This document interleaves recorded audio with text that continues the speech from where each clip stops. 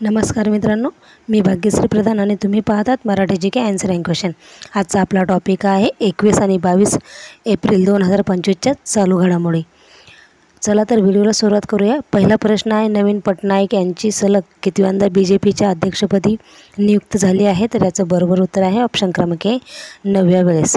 पुढचा प्रश्न आहे नंबर 2, आफ्रिका खंडातील कोणत्या देशातून भारतात चित्ते आणले जाणार आहेत? तर याचं बरोबर उत्तर आहे ऑप्शन क्रमांक सी, बोत्सवाना।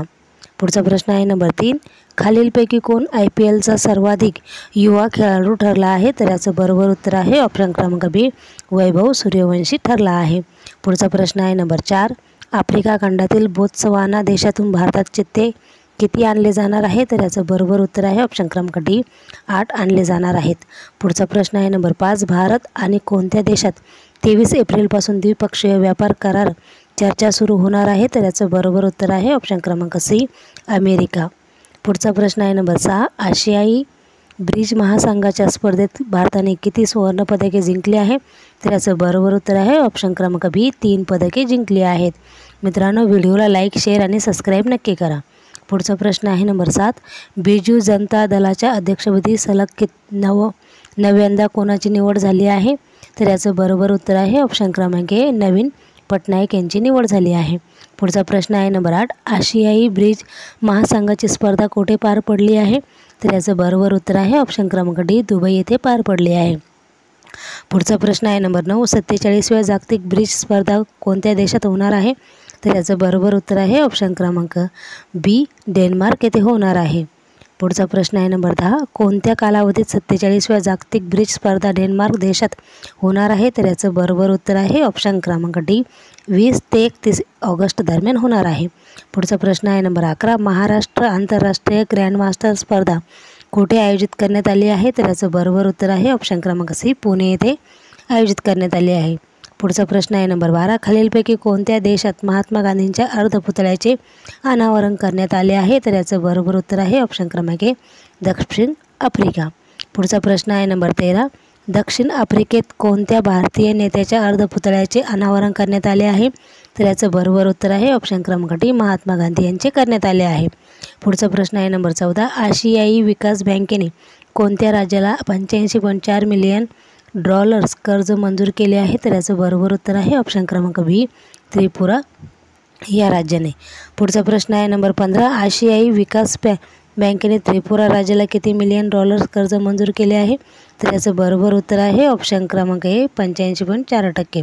पुढचा प्रश्न आहे नंबर 16, महाराष्ट्र राज्याने सौर ऊर्जा निर्मितीत किती मेगावॅट टप्पा पार केला आहे? तर याचं बरोबर उत्तर आहे ऑप्शन क्रमांक सी, 8450 मेगावॅटचा।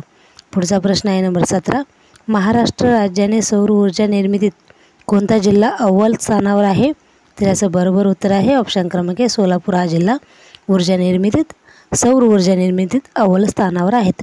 पुढचा प्रश्न आहे नंबर 18, देशात सौर ऊर्जा निर्मितीत कोणते राज्य 4276 मेगावॅट क्षमतेसह प्रथम क्रमांकावर आहे? तर याचं बरोबर उत्तर आहे ऑप्शन क्रमांक सी, राजस्थान।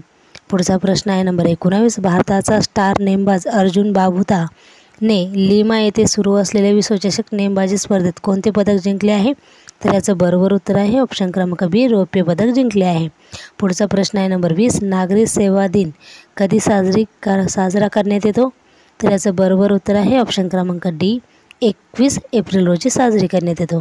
पुढचा प्रश्न आहे नंबर 21, फाईड वुमन्स वर्ल्ड चेस चॅम्पियनशिपचे विजेतेपद कोणी जिंकले आहे? तर याचं बरोबर उत्तर आहे ऑप्शन क्रमांक ए, झू वेन चून यांनी जिंकले आहेत। पुढचा प्रश्न आहे नंबर 22, चीनच्या झू वेन जून कितव्यांदा फाईड वुमन्स वर्ल्ड चेस चॅम्पियनशिपचे विजेतेपद जिंकले आहे?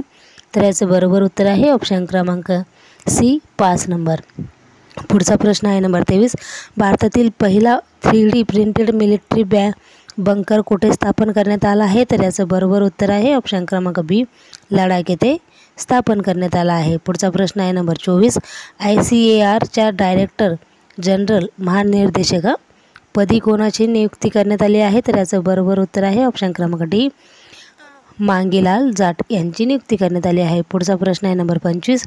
2024 वर्षासाठी किती नागरी सेवकांना प्रधानमंत्री उत्कृष्टता पुरस्कार दिला जाणार आहे? तर याचं बरोबर उत्तर आहे ऑप्शन क्रमांक ए, 16 जणांना दिला जाणार आहे.